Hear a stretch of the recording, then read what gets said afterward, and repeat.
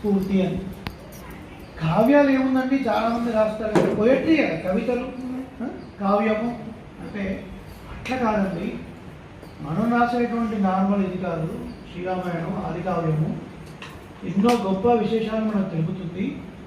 ఈ లోకంలో మనం బాగుండడానికి, పరలోకంలో బాగుండడానికి హితాన్ని చేకూరుస్తుంది శ్రీరామాయణం.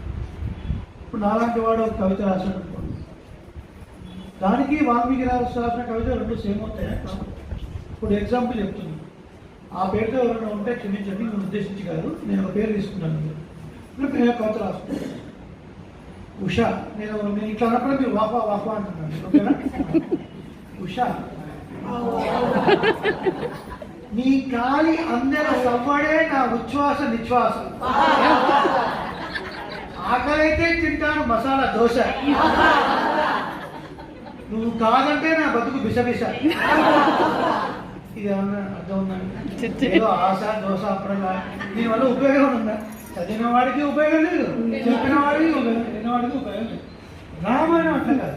వాల్మీకి మహర్షి తన తపస్సును ధారపోసి రామాయణం అందించాడు. ఒక్కొక్క శ్లోకంలో ఏకైకం అక్షరం ప్రోక్తం మహాపాతక నాశనం, ఒక మంత్రానికి సంబంధించిన బీజాక్షరం శ్లోకంలో ఉంది. విశేషించి సుందరకాండ అద్భుతమైన మంత్రశాస్త్రం అంటారు శ్రీరామాయణాన్ని. కూడా ఆ శ్లోకాలు చదువుతున్నప్పుడు ఆ బీజాక్షరాల శక్తి ఇగ్నేట్ అవుతుంది. అంత గొప్పటి ఆది కావ్యం శ్రీరామాయణం. కాబట్టి మనం రాసేటువంటి వాళ్ళ ఉపయోగం లేదు. శ్రీరామాయణాన్ని సేవించండి, రాముడి గురించి తెలుసుకోండి, రాముడిని శరణని వేయండి. జటాయువు వీళ్ళందరూ శరణు వేడారు, మీరు ఆ లాభాన్ని పొందండి అని కదా మీరు వాడింది. ఇప్పుడు మనం కూడా సంతోషం. తర్వాత